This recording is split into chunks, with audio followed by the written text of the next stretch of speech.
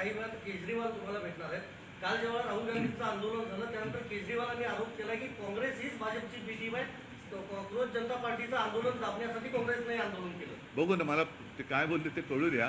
आणि मला असं वाटतं की आता सर्वांनीच तुझं माझं करण्यापेक्षा आपलं म्हणून या देशाच्या आणि मुलांच्या मागे उभं राहिलं पाहिजे. पण एकीच दिसत नाही सर. आता बघू ना, मी तर सगळ्यांच्या सोबत आहे, मी मुलांच्या सोबत आहे. म्हणून मी काल जाऊन अभिजितला भेटलो आणि त्या मुलांना मी म्हटलं मी भाषण करायला नाही, मी तुम्हाला वंदन करायला आलेलो आहे. कारण जी एक असं वाटत होतं आम्ही राजकारणामध्ये लढतो, पण एक कोणासाठी लढतो, तर ते कोणासाठी लढतो ती मुलं माझ्यासमोर होती. आणि ते बघितल्यानंतर लक्षात येतं की आहे अजूनही आपल्या देशामध्ये तो एक मर्दपणा म्हणतो, अन्यायाविरुद्ध लढण्याची जी चीड म्हणतो ती जिवंत आहे.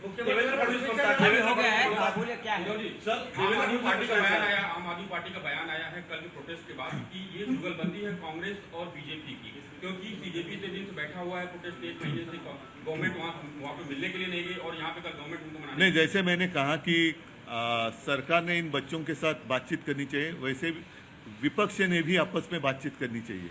तुम्ही दिल्लीत आहात, मुख्यमंत्र्यांचा वाढदिवस आहे. हो, शुभेच्छा मी द्यायला काहीच हरकत नाही. मुख्यमंत्री माझ्या शुभेच्छा आहेत आणि माझ्या शुभेच्छांमध्ये पाकिस्तानचा हात नाही आहे. चला धन्यवाद. सत्ताधाऱ्यातही पाकिस्तानी आहेत का? तरुणांची बोलण्यात कमीपणा काय वाटतो? सरकारने तरुणांशी संवाद साधावा अशी अपेक्षा आता पत्रकार परिषदेतून उद्धव ठाकरेंनी व्यक्त केली आहे. उद्धव ठाकरे काल दिल्लीत दाखल झाले होते. तरुणांशी त्यांनी संवाद साधलाय, आंदोलकांशी संवाद साधलाय. त्यानंतर आज त्यांनी पत्रकार परिषद घेतली आहे.